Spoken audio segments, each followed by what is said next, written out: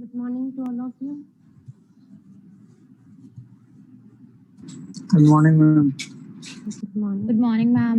Good morning. Good morning, ma'am. Good morning. Opinion कितने types के होते हैं? 2 टाइप के। I'm 2 types. 2 टाइप के। Modified and Unmodified. Unmodified. Unmodified. Unmodified का मतलब क्या होता है? There is no reservation and no No material material misstatement. No material misstatement. Okay. If auditor have audit evidences that your financial statements are materially misstated and that material misstatement is pervasive in nature, then what opinion an auditor should issue? Ma'am, he will issue adverse. Adverse opinion. Adverse opinion. Okay. And if that material misstatement is not so pervasive, Qualified. Qualified opinion. okay. And if auditor is unable to obtain any audit evidences regarding any transaction or group of transactions, Disclaimer. Disclaimer. इतना जल्दी कैसे answer दे दिया disclaimer? मैंने अभी बताया ही नहीं pervasive in nature है या नहीं है. And if that is not pervasive in nature, Qualified. Qualified. and if pervasive in nature, Disclaimer. Disclaimer. okay. And if there is uncertainty in going concern assumption, Ma'am, adverse opinion. Adverse opinion होता है उसमें तो. if management place scope on my audit procedures, Disclaimer opinion. Disclaimer. disclaimer. Okay. चलिए, then what is the first content of audit report? Title. And what is the first section of audit report? Auditor's opinion. First opinion. Opinion. Yes. Now, standard for unmodified opinion? 700. 700 है ना? Unmodified के लिए 700 and for qualified adverse disclaimer 705 and 700 plus 705. 700 and 705. 5. हम 5 तक थे. 5. Now,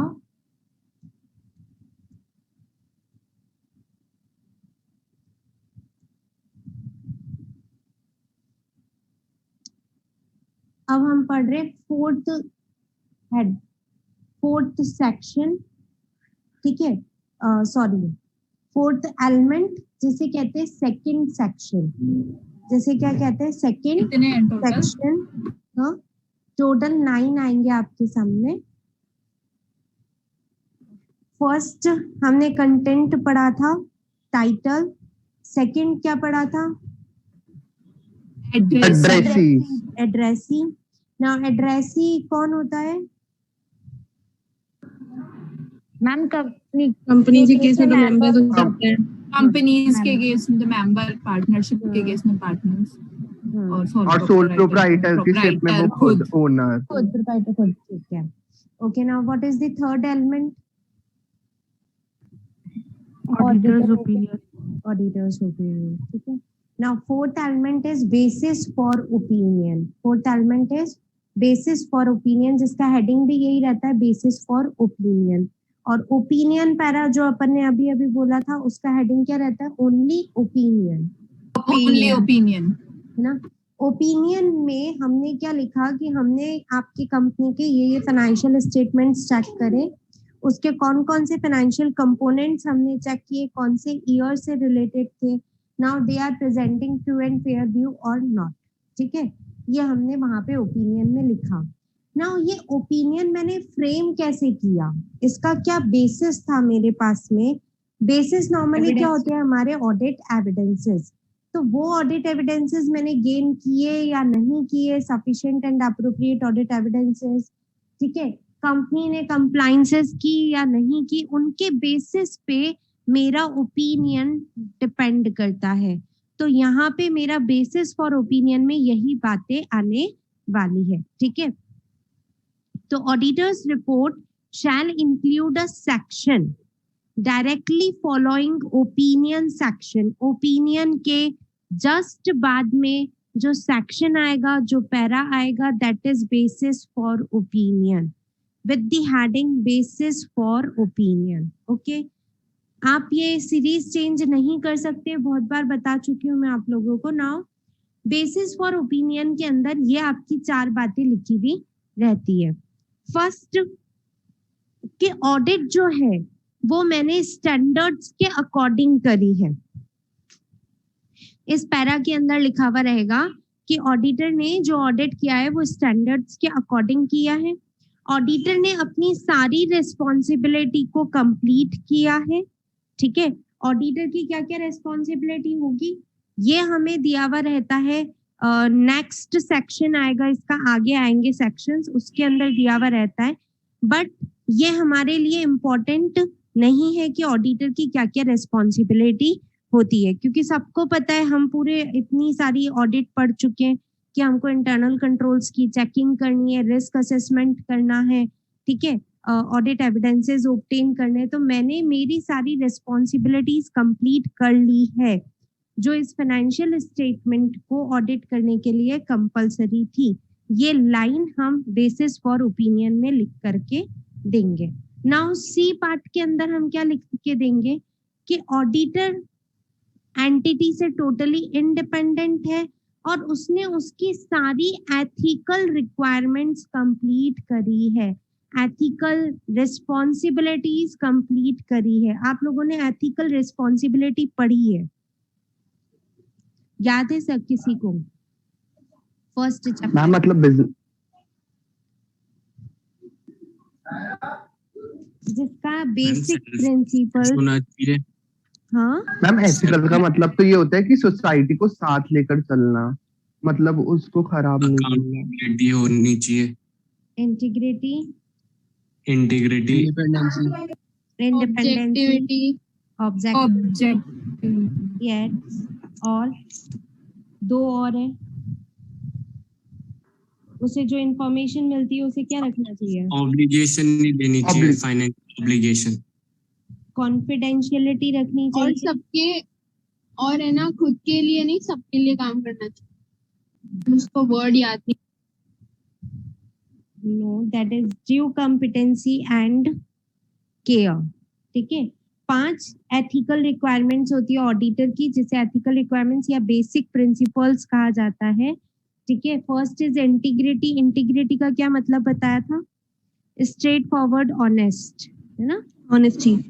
yes, auditor जो होता है वो ऑनेस्ट होना चाहिए, स्ट्रेट फॉरवर्ड होना चाहिए। सेकंड आपको ऑब्जेक्टिविटी बताया था। ऑब्जेक्टिविटी का मतलब होता है अनबायस्ड होकर के उसे सारे डिसीजंस लेने चाहिए। थर्ड कॉन्फिडेंशियलिटी, कि जो भी वो काम कर रहा है उसको जो भी इंफॉर्मेशन मिल रही है रिगार्डिंग एंटिटी उसे कॉन्फिडेंशियल रखना चाहिए। केवल एक ही टाइम पे वो उसे कॉन्फिडेंशियल नहीं रखेगा जब लॉ उसे बाउंड कर रहा है, या फिर क्लाइंट ने उसे परमिशन दे दिया कि भाई तुम ये पर्टिकुलर काम कर सकते हो, ये चीज आप मेरे बैंक को बता सकते हो, अगर बैंक पूछने आए तो ये पर्टिकुलर चीज आपको उन्हें बतानी पड़ेगी, तो बता देना। क्लाइंट ने मुझे परमिशन दे दिया या फिर लॉ मुझे बाउंड करता है कि आपको हमें बताना ही पड़ेगा, ओनली इन दैट केसेस वो कॉन्फिडेंशियलिटी को लीक करेगा, ठीक है। ऐसा उसके ऊपर कोई ब्लेम नहीं आएगा क्योंकि हम बाउंड है यहाँ पे। फोर्थ थी इंडिपेंडेंसी। इंडिपेंडेंसी होनी चाहिए माइंड से, मनी से, ठीक है।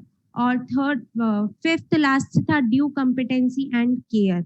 आप जो भी वहाँ काम कर रहे हो तो आपने ट्रेनिंग में, आपके एजुकेशन टाइम पे, आपके ट्रेनिंग टाइम पे और आपके प्रोफेशनल करियर के अंदर, आपने आपकी लास्ट प्रोफेशनल जो भी लाइफ बिताई है उसके अंदर आपने कितना एक्सपीरियंस गेन किया, उसके हिसाब से पूरी केयर करते हुए और अपनी एक्सपीरियंसेस को फॉलो करते हुए ही आपको चीजों को सजेशंस निकालना चाहिए, ऑडिट प्रोसीजर्स अप्लाई करने चाहिए। ये 5 हमारी एथिकल रिक्वायरमेंट्स गिवन थी ऑफ ऑडिट, ठीक है। ऑडिटर को ये सारी चीजें पूरी करनी है। तो यही चीज हम यहाँ पे भी लिखेंगे कि हमने जो भी ऑडिट किया है उसके अंदर जो भी मेरी एथिकल रिस्पॉन्सिबिलिटीज बनती है, ये 5 एथिकल रिस्पॉन्सिबिलिटीज है, वो हमने पूरी फुलफिल करते हुए ही ऑडिट किया है, ठीक है। जो भी मैंने ऑडिट एविडेंसेस ऑब्टेन किए, लास्ट पॉइंट, जो भी मैंने ऑडिट एविडेंसेस ऑब्टेन किए हैं through my audit procedures, they are sufficient and appropriate to form an opinion, ठीक है। यानी कि वो sufficient and appropriate है जो भी मैंने ऑडिट रिपोर्ट बनाई है उसके लिए, ऑडिट ओपिनियन इशू किया है उसके लिए। 4 पॉइंट्स लिखे जाते हैं बेसिस फॉर ओपिनियन में। सबसे पहले मुझे जो स्टैंडर्ड्स ने कहा था, ठीक है, वो सारे स्टैंडर्ड्स की कंप्लाइंसेस मैंने कंप्लीट करी है, उसके बाद ही मैंने अपना ओपिनियन बनाया है। सेकंड, एज एन ऑडिटर मेरी जो भी रिस्पॉन्सिबिलिटीज बनती है वो सारी रिस्पॉन्सिबिलिटीज मैंने कंप्लीट करी है। थर्ड, जो एथिकल रिस्पॉन्सिबिलिटीज मेरी बनती है, जो कि एथिकल रिक्वायरमेंट्स है जो स्टैंडर्ड 200 के अंदर दी हुई है, वो सारी मैंने कंप्लाई करी है। एंड लास्ट और सबसे इम्पोर्टेंट कि ऑडिटर अपने हिसाब से, मतलब उसके नॉलेज, एक्सपीरियंस, ट्रेनिंग के हिसाब से उसे जितना भी sufficient and appropriate audit evidences collect करने चाहिए थे to frame his audit, to frame his opinion, वो सारे ऑडिट एविडेंसेस उसने गेन किए हैं। ये चारों चीजें हमें कौन से पैराग्राफ में लिखनी है? Basis for opinion. क्लियर सबको? जो कि जस्ट बाद में किसके आएगा? ओपिनियन पैरा के जस्ट बाद में आएगा। क्लियर हुआ बेसिस फॉर ओपिनियन सबको?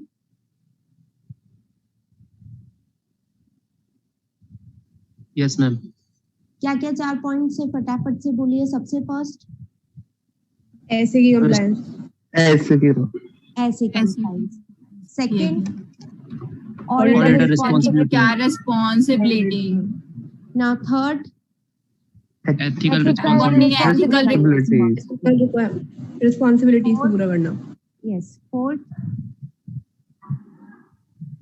मैम जो एविडेंस है वो सफिशिएंट नहीं के बताया। हिसाब से सब एविडेंसेस जो है सफिशिएंट एंड अप्रोप्रिएट होने चाहिए। से उसने ओपिनियन इशू किया है। उसने जो भी sufficient and appropriate audit evidences collect किए हैं for issuing his opinion. Now fifth point, fifth element क्या होता है? वैसे गोइंग कंसर्न होता है, बट याद रखना अभी तक के जो 4 एलिमेंट थे वो कंपल्सरीली हमारी ऑडिट रिपोर्ट में आएंगे ही आएंगे। फर्स्ट, टाइटल आएगा ही आएगा। क्या होता है टाइटल ऑडिट रिपोर्ट का? Independent auditors audit, auditors report. तो फर्स्ट एलिमेंट हमारा टाइटल आएगा ही आएगा, एड्रेस ही आएगा ही आएगा, ओपिनियन आएगा ही आएगा, एंड बेसिस फॉर ओपिनियन आएगा ही आएगा। ये एलिमेंट कंपल्सरीली हमारी ऑडिट रिपोर्ट में आएंगे ही आएंगे।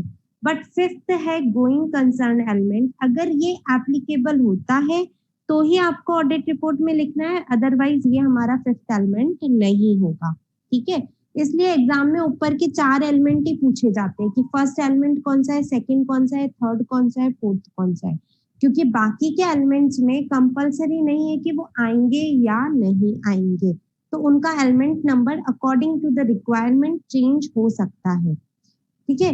अब फर्स्ट क्या है कि गोइंग कंसर्न केवल तब आएगा आपकी ऑडिट रिपोर्ट में, तब शो हो रहा होगा जब गोइंग कंसर्न अजम्पशन फॉलो नहीं हो रही है।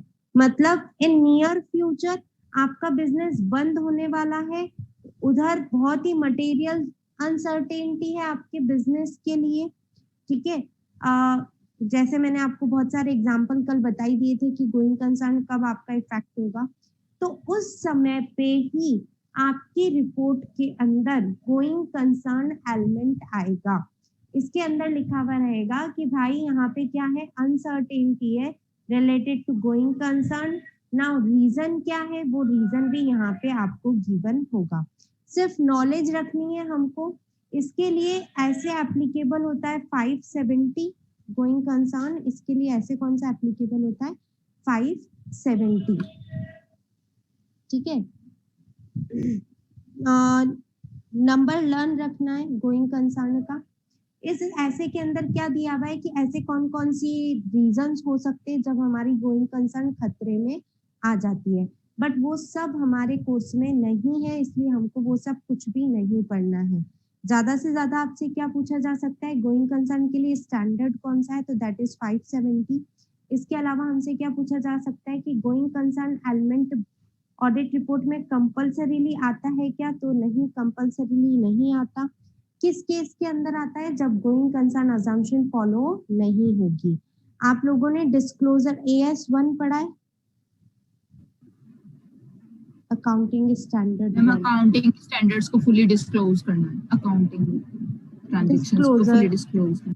डिस्क्लोजर से रिलेटेड AS1 है। वहां पे एक लाइन आप लोगों ने पढ़ी होगी, अगर कंपनी या entity going concern accrual assumption, 3 fundamental assumptions होती है, कौन कौन सी, अकाउंटिंग की, ऑडिट का नहीं पूछ रही है, अकाउंट्स की 3 फंडामेंटल अजम्पशंस होती है।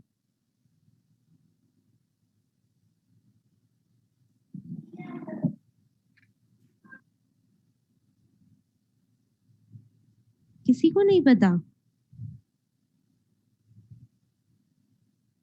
Going concern, accrual and consistency, Accrual basis, yes ma'am. और periodic going concern, accrual, consistency, ये 3 हमारी फंडामेंटल assumptions होती है। बिजनेस हमेशा चलता रहेगा, बिजनेस में जो अकाउंटिंग पॉलिसीज मेथड्स यूज में ले रहे हैं वो रेगुलर चेंज नहीं होंगे, ठीक है, कंसिस्टेंटली फॉलो होंगे, और हमारे बिजनेस में जो भी बुक्स ऑफ अकाउंट्स बन रहे हैं वो एक्रूअल बेसिस पे ही बनेंगे। ये 3 फंडामेंटल अजम्पशंस होती है, कैश बेसिस पे नहीं बनेंगे। इनके लिए AS1 के अंदर एक लाइन लिखी हुई रहती है कि इन अजम्पशंस को हमेशा डिस्क्लोज करने की नीड नहीं है, ठीक है, कि यस हम अक्रूअल कॉन्सेप्ट फॉलो कर रहे हैं, ये लिखने की आपको जरूरत नहीं है। हमने WDV SLM method consistently follow कर रहे हैं, ये डिस्क्लोज करने की जरूरत नहीं है। डिस्क्लोजर कब लगेगा, जब आप ये काम नहीं कर रहे हो तो आपको डिस्क्लोजर देना पड़ेगा। जैसे आप लोगों ने पढ़ा होगा, अगर करंट ईयर के अंदर आपने SLM से WDV चेंज करते हो तो वहां पे आपको डिस्क्लोजर देना पड़ता है, पढ़ा है? यस मैम, यस मैम, ठीक है, मैम फुटनोट में बताना पड़ता है। नाउ ये क्यों है, ये अकाउंटिंग स्टैंडर्ड 1 हमें कहता है, इसलिए ऐसा है। सेम यहाँ पे ऑडिट ने भी यही रूल बनाया, अगर गोइंग कंसर्न आपका चल रहा है, कंसिस्टेंटली फॉलो हो रहा है, तो कुछ भी पॉइंट देने की जरूरत ही नहीं है, वो तो इम्प्लाइड है कि बिजनेस स्टार्ट किया है तो लॉन्ग रन चलता रहेगा। अब उसे लोगों को बताओगे कब कि गोइंग कंसर्न खतरे में आ जाएगा, तभी तो लोगों को वो डिस्क्लोज करोगे, जो अनसर्टेनिटीज कुछ हो जाएंगी बिजनेस में, है ना। तो ये पॉइंट केवल कब आने वाला है, जब अनसर्टेनिटी होगी रिगार्डिंग गोइंग कंसर्न। क्लियर सबको? Yes or no? Yes Yes ma'am, ma'am. Clear? Now 6th point and में पढ़ रहे हैं, ठीक है। 7th पॉइंट पहले समझा रही हूँ, responsibilities of management for the financial statement. हम ऑडिट रिपोर्ट के अंदर ये भी लिख कर देते हैं कि मैनेजमेंट की फाइनेंशियल स्टेटमेंट के लिए क्या क्या रिस्पॉन्सिबिलिटीज है, और ये हेडिंग मैंडेटरी होती है। ये हेडिंग क्या होती है, मैंडेटरी होती है, हर एक ऑडिट रिपोर्ट में दिखेगा ही दिखेगा, जिसका हेडिंग क्या होता है, responsibilities of management for the financial statement. Okay, तो सबसे पहले बताइए, फाइनेंशियल स्टेटमेंट बनाना किसकी रेस्पॉन्सिबिलिटी है, मैनेजमेंट की या मैनेजमेंट बनाना, मैनेजमेंट की, financial statement according to FRF बनाना किसकी RF रेस्पॉन्सिबिलिटी, बननी चाहिए, मैनेजमेंट। मैनेजमेंट, कंपनी के अंदर, आपकी एंटिटी के अंदर इंटरनल कंट्रोल्स को अप्लाई करना, मेंटेन करना, मैनेजमेंट, मैनेजमेंट की। गोइंग कंसर्न अजम्पशन को असेस करना, अगर वहां पे कोई मटेरियल अनसर्टेनिटी है तो इसे डिस्क्लोज करना फाइनेंशियल स्टेटमेंट में, ये किसकी मैनेजमेंट रिस्पॉन्सिबिलिटी? रेस्पॉन्सिबिलिटी होती है मैम। ठीक है, क्योंकि मैनेजमेंट ही बताएगा गोइंग कंसर्न खतरे में है या नहीं है।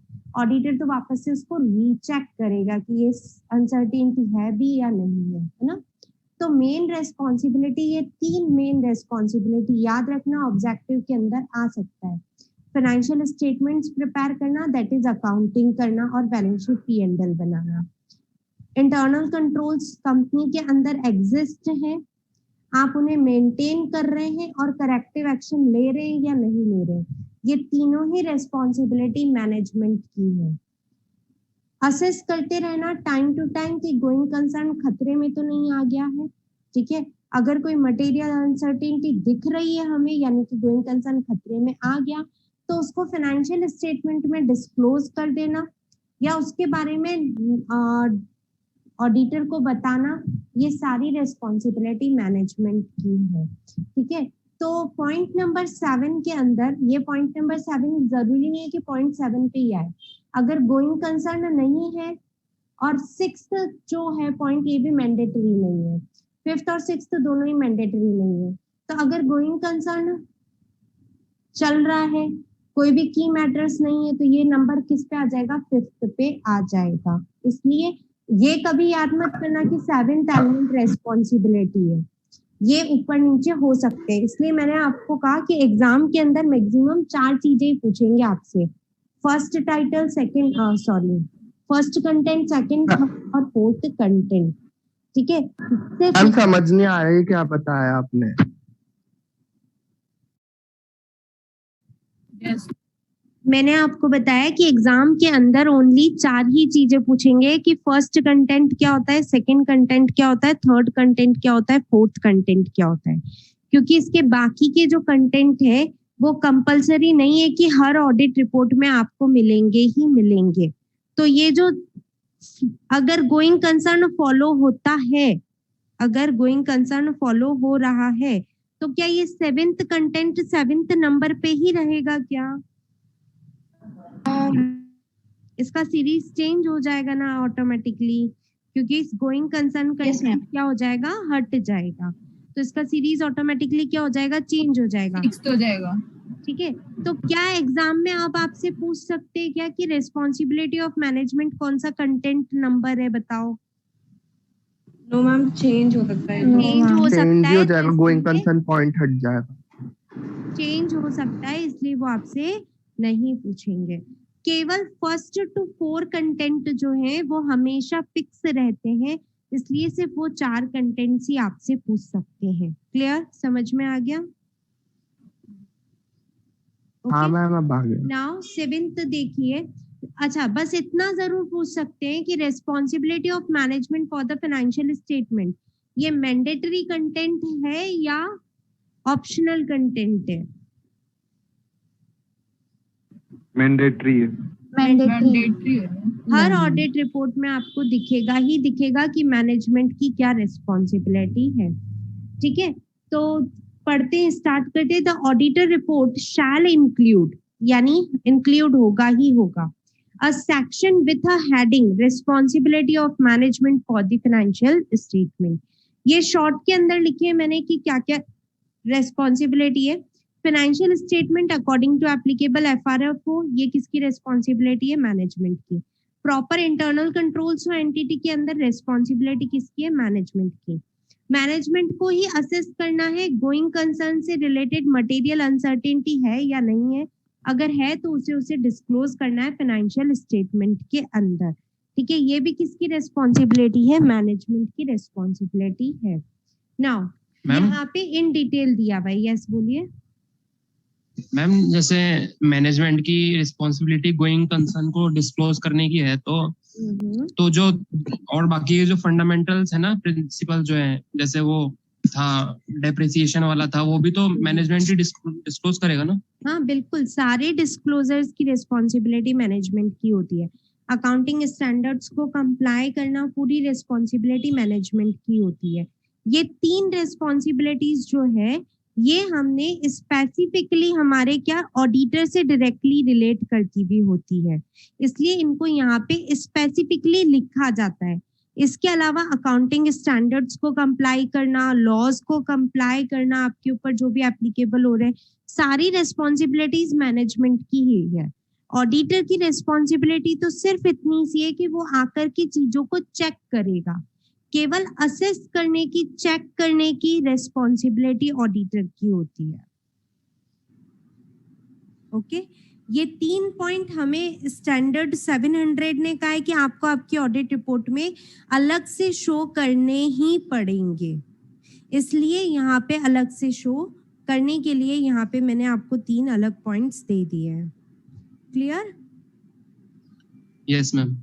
नाउ ए पॉइंट पढ़िए, preparing the financial statement in according with applicable FRF, and यहाँ पे 2 पॉइंट्स स्टार्ट मिक्स हुए हुए हैं। एक तो फर्स्ट क्या दे दिया, फाइनेंशियल स्टेटमेंट प्रिपेयर करने आपको एप्लीकेबल एफआरएफ के लिए। नाउ आपको ऐसे इंटरनल कंट्रोल्स अपने बिजनेस में लगाने हैं जिससे आप फाइनेंशियल स्टेटमेंट बनाने में अनेबल हो सके, ताकि ऐसे फाइनेंशियल स्टेटमेंट्स बनाने में जो कि free from material miss statement हो, चाहे वो मटेरियल मिस स्टेटमेंट फ्रॉड से हो रहा है या एरर से हो रहा है, क्योंकि यहाँ पे मेनली हमारे फाइनेंशियल्स की चेकिंग होने वाली है, मेन हमारे फाइनेंशियल कंट्रोल्स की बातें होती हैं, इसलिए यहाँ पे ओनली वर्ड दिया है कि ऐसे इंटरनल कंट्रोल्स आपको आपके बिजनेस में लगाने हैं जो कि फाइनेंशियल स्टेटमेंट्स बनाने में यूज में आते हैं।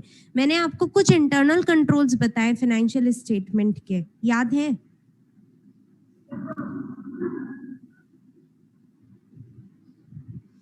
इंटरनल कंट्रोल वाले चैप्टर में मैंने आपको कुछ फाइनेंशियल कंट्रोल्स बताए थे। रिलायबिलिटी ऑफ फाइनेंशियल इंफॉर्मेशन कैसे इंक्रीज करते हैं, उसके लिए हम कुछ स्टेटमेंट्स बनाते हैं। That is not part of our accounting process, but still वो चीजें बनाई जाती है। मैम स्टॉक के लिए जैसे स्टोर लेजर बना दें। Yes, good. और trial balance, trial balance, very good. और BRS बैंक रिकंसिलिएशन स्टेटमेंट, ये सब क्या है? ये सब फाइनेंशियल कंट्रोल्स हैं। तो यहाँ पे बोल रहे हैं ये सारे फाइनेंशियल कंट्रोल्स लगाना, ताकि आप फाइनेंशियल स्टेटमेंट के अंदर जो भी मिस स्टेटमेंट्स है उनको कैच कर पाए। ये सारी चीजें आपके बिजनेस में होने के लिए रिस्पॉन्सिबिलिटी किसकी है? मैनेजमेंट की है। तो यहाँ पे देखिए, and for such internal control as management determines is necessary to enable the preparation of financial statement. Management को लगता है कि ये इंटरनल कंट्रोल्स मेरे को फाइनेंशियल स्टेटमेंट की रिलायबिलिटी इंक्रीज करने के लिए मेरे बिजनेस में लगाने चाहिए, ऐसा उन्हें लगता है। तो ये रेस्पॉन्सिबिलिटी भी किसकी है? मैनेजमेंट की ही है। नाउ क्यों लगा रहे हैं? ये रीजन दिया हुआ है, that are free from material misstatement whether due to fraud और एरर, ताकि फाइनेंशियल स्टेटमेंट्स आपके मटेरियल मिस स्टेटमेंट से फ्री हो, चाहे वो मटेरियल मिस स्टेटमेंट फ्रॉड से हो रही है, चाहे वो एरर से हो रही है। क्लियर? फर्स्ट पॉइंट के अंदर 2 चीजें इंक्लूड करी हुई है, क्या? एफआरएफ के अकॉर्डिंग फाइनेंशियल स्टेटमेंट बनाना, एंड सेकंड इंटरनल कंट्रोल्स लगाना। क्लियर? नाउ थर्ड पॉइंट जो है दैट इज कि assessing the entity's ability to continue as a going concern. वही चीज जो मैंने आपको समझाई थी, ठीक है, कि गोइंग कंसर्न अजम्पशन को असेस करना, अकॉर्डिंगली अकाउंटिंग करना, डिस्क्लोजर्स देना, ये सारी रिस्पॉन्सिबिलिटी किसकी है? मैनेजमेंट की है। ऑडिटर की रिस्पॉन्सिबिलिटी नहीं है। क्लियर? समझ में आ गया? 3 पॉइंट्स लिखने हैं हमें मैनेजमेंट रेस्पॉन्सिबिलिटी में। अच्छा, अगर बाय चांस आपके एग्जाम में क्वेश्चन आ जाता है कि मैनेजमेंट की क्या क्या रिस्पॉन्सिबिलिटी है रिगार्डिंग फाइनेंशियल स्टेटमेंट्स, है ना, या फिर मैनेजमेंट की क्या क्या रिस्पॉन्सिबिलिटी है इन केस ऑफ ऑडिट के टाइम पे, तो हमको हर एक चीज लिखनी है। क्वेश्चन के मार्क्स देखोगे 4 नंबर, तो ऐसा नहीं कि ये 3 पॉइंट से लिख के आ जाओ, क्योंकि हमें क्या पता ये चैप्टर उन्होंने ऑडिट रिपोर्ट से उठा करके ये क्वेश्चन दिया है, ठीक है। अगर स्पेसिफिकली लिख दिया उन्होंने कि ऑडिट रिपोर्ट वाला पॉइंट लिखो, तो ये 3 पॉइंट ही लिख के आने। बट उन्होंने सिर्फ पूछा भाई मैनेजमेंट की रेस्पॉन्सिबिलिटीज बताओ, तो हर चीज बतानी है हमें कि मैनेजमेंट की रेस्पॉन्सिबिलिटी है financial statement as per FRF, internal controls, going concern assumption, laws को चेकिंग करे, अकाउंटिंग स्टैंडर्ड्स का कंप्लायंस करे, है ना, ऑडिटर को एक्सेस दे कि वो बुक्स ऑफ अकाउंट्स पे चेक कर सके, वाउचर्स चेक कर सके, एम्प्लॉयज से इंफॉर्मेशन ले सके। ये सारी किसकी रिस्पॉन्सिबिलिटी है? मैनेजमेंट की है। मैनेजमेंट की रिस्पॉन्सिबिलिटी है कि ऑडिटर पे कोई स्कोप नहीं लगाए। तो ये आपको अकॉर्डिंगली खुद को डिसाइड करना है। मार्क्स आपके सामने लिखे हुए रहेंगे कि भाई 4 नंबर का मैनेजमेंट रिस्पॉन्सिबिलिटी दे रहा है। पता चल रहा है कि ये क्वेश्चन ऑडिटेड रिपोर्ट से उठ करके नहीं आया है, तो सारी मैनेजमेंट की रिस्पॉन्सिबिलिटी लिख डालो जितनी भी होती है। क्लियर? समझ में आ गया सबको? Yes ma'am. Now auditors responsibility, ये भी क्या है? 8th point. पहले मैनेजमेंट की रिस्पॉन्सिबिलिटी बताई हमने, फिर हम बता रहे हैं ऑडिटर की responsibility regarding audit of financial statements. क्या क्या रिस्पॉन्सिबिलिटी होती है जो प्लानिंग के टाइम पे हमने प्रोसेस के अंदर पढ़ी थी?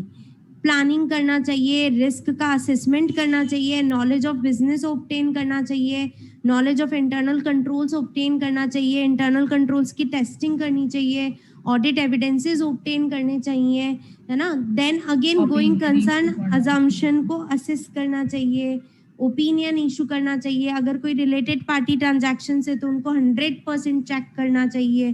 करते हैं 100% चेकिंग रिलेटेड पार्टी ट्रांजैक्शंस की? Yes ma'am. Yes ma'am. ऐसे कौन कौन से ट्रांजैक्शंस हैं जिनमें आप टेस्ट चेक अप्लाई नहीं कर सकते थे? टेस्ट चेक याद है? Yes ma'am. क्या होता कोई था? सा भी के देख लेना, तब हाँ, सारे random। ट्रांजैक्शन देखना। हाँ इसमें टेस्ट चेक पॉसिबल नहीं हो पाता है। कोई भी जो भी ज्यादा मटेरियल लगता है ना उसको ज्यादा चेक कर लेते हैं। ठीक है, तो अब ऐसे कौन से ट्रांजैक्शंस है जिनको एक ऑडिटर को 100% चेक करना चाहिए? जैसे कोई बड़े मटेरियल और जैसे मैं बिजनेस के लिए वो स्टॉक दिख गया तो वो मटेरियल अमाउंट है तो उसको चेक कर। अच्छा, और मटेरियल अमाउंट को छोड़ो, आप दूसरा पॉइंट बताओ। मैडम एक ही पार्टी से बार बार ट्रांजैक्शन कर रहे हैं तो वो। ठीक है, और कुछ? मैम कोई रिलेटेड पार्टी से अगर बार बार सामान related party transactions, donations, very good. अब तो याद आया होगा, डोनेशन बोला किसी ने तो 2 पॉइंट्स और थे। कट ऑफ ट्रांजैक्शंस याद आए? ऐसे ट्रांजैक्शंस जो 31 मार्च के आसपास हो रहे थे। ठीक है, यस मैम। एग्जांपल दिया। ओके, और जो अनयूजुअल ट्रांजैक्शंस होते हैं जैसे इंश्योरेंस क्लेम मिल गया, बेड डेट्स हो गए, यस मैम, है ना, हम कोई प्रोविजन बना रहे हैं, लॉस बाय फायर हो गया, चैरिटी में पैसा दे करके आ रहे हो, तो ये सारी चीजें क्या हैं? अनयूजुअल ट्रांजैक्शंस है, 100% चेक करने चाहिए। तो जो भी कट ऑफ प्रोसीजर्स अप्लाई करना ऑडिटर की रिस्पॉन्सिबिलिटी है। ठीक है, इन पर्टिकुलर ट्रांजैक्शंस को 100% चेक करना ऑडिटर की रिस्पॉन्सिबिलिटी है। ओपिनियन इशू करना, स्टैंडर्ड्स को कंप्लाई करना, इतना सब कुछ पड़ा है ऑडिटर की रिस्पॉन्सिबिलिटी में हमने, वो सारे पॉइंट्स यहाँ पे आ जाएंगे। क्लियर सबको ऑडिटर की रिस्पॉन्सिबिलिटी?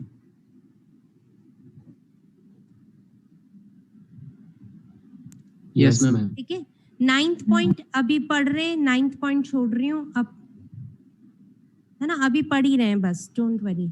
10th पॉइंट ज्वाइन कर ले क्या? एक मिनट रुको, ये 10th 11th 12th पॉइंट पढ़ा दो फिर रिजॉइन करना। 10th पॉइंट क्या है? Signature of auditor. अरे 1 मिनट में हो जाएगा, सुनो तो।